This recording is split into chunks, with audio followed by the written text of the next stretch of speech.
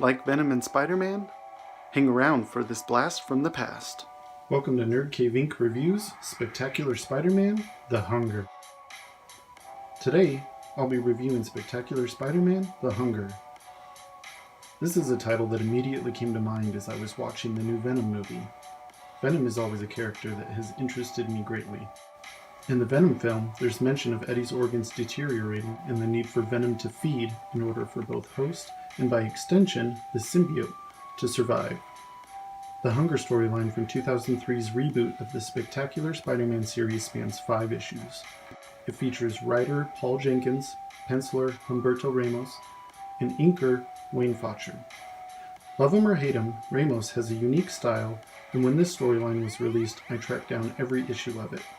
At the time, Spider-Man was my favorite superhero, and the cover art jumped out at me. I knew I loved Spidey, and besides Green Goblin, what better villain does Peter have besides Venom? I paid the price of admission for the art and stayed for the story.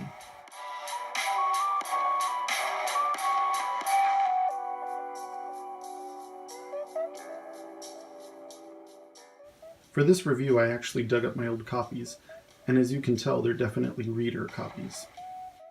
Every time I bought the next issue, I would reread the storyline from issue 1 up through the current issue I had. Coming back over a decade later to read these issues again was a great wave of nostalgia for me. I still have issue 1 bagged and boarded from when I bought it at Captain Comics all those years ago, and re-bagged and boarded the other 4 issues just the other day. Ramos puts the spider in Spider-Man, making Peter less of a man in a suit, but a hero who not only encapsulates his namesake in powers, but in form. The way he pencils the symbiote is a work of horrific beauty, and the cliffhanger splash pages from each issue are striking and compels you to repeatedly devour them visually. Spoiler warning. Possible spoilers ahead.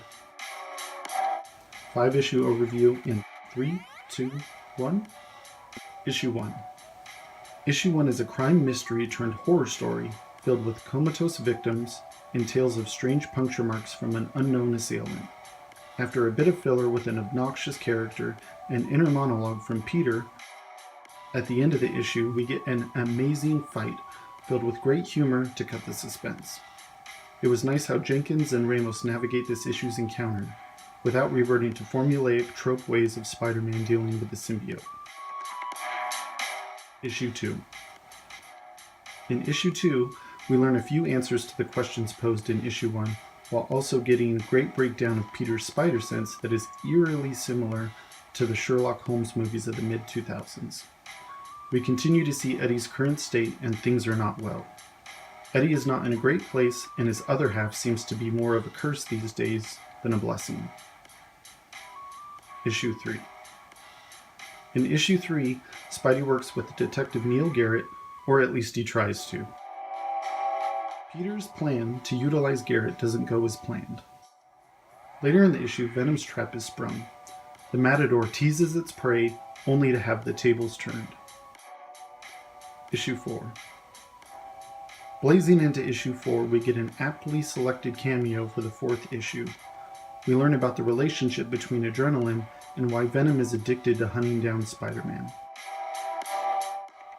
Then, Jenkins adds a backstory to Venom's life pre-Parker, which Ramos, in my opinion, expertly fleshes out and gives a distinct surrealism when rewinding to tell the history of the symbiote pre-Peter and pre-Earth. This issue is where they drop the bomb, why the symbiote is so desperate and why Eddie's outlook has been so bleak. Issue 5. Issue 5 covers life, death, and everything in between. Rather than a typical slugfest, this battle is beyond wits, but of purpose and ideals. What is a life worth, and how can you determine the worth of any single life?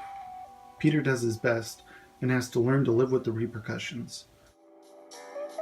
Beyond Venom, this whole storyline covers the aspect of Spider-Man's impact on Peter's friends and foes, and how Peter has to learn to pick up the pieces along the way of his career as the neighborhood hero.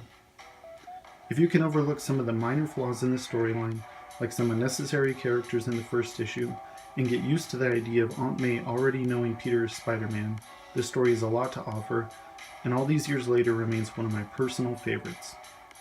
We get the battle for Eddie's soul against the backdrop of an inventive origin for the we behind Venom, and why the we consists of Eddie and not Peter. We get touching moments between Peter and a comatose Flash Thompson, how Peter learns to live with the consequences of being Spider-Man and its impact on those who get caught in the crossfire. There's fun cameos, new comic book science, and some of my favorite penciled web slinging and symbiote renditions. Satisfy your hunger and look up this 2003 title if you're a Spidey or Venom fan. If you enjoyed this review and would like me to review any Spider-Man, Venom, or any other comics, leave a comment below and a like on the video. I'll be posting additional videos each week, so be sure to subscribe. If you would like to support the channel, please visit nerdcaveinc.com.